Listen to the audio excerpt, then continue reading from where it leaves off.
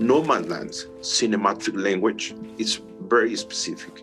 The emotional connection. How can we bring that into the soundscape?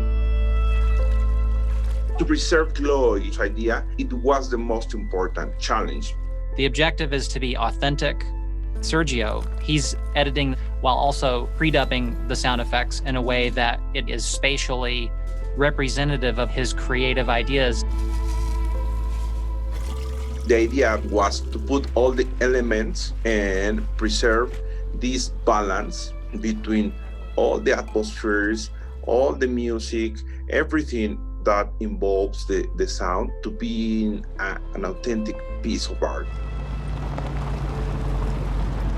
The great thing about Chloé is that she's extremely precise. Her style of filmmaking, in terms of her desire to have a smaller, tightly knit group of filmmakers on set, that ultimately influences the kinds of recordings that Wolf Snyder, the production sound mixer, was able to capture in these very intimate and small environments where you physically feel like you're in the space.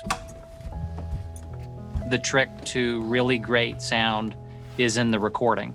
We had a track that really represented what the sound needed to sound like. It was already so three-dimensional and so authentic that we had this great anchor point to be able to work against.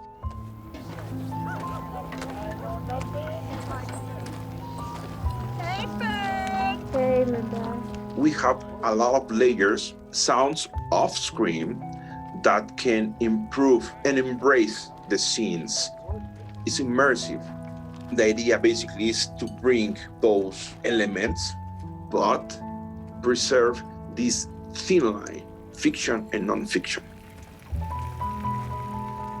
Everything should be in a perfect balance.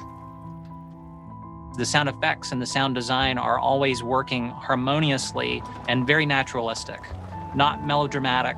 It feels organic. Thank you, Linda May.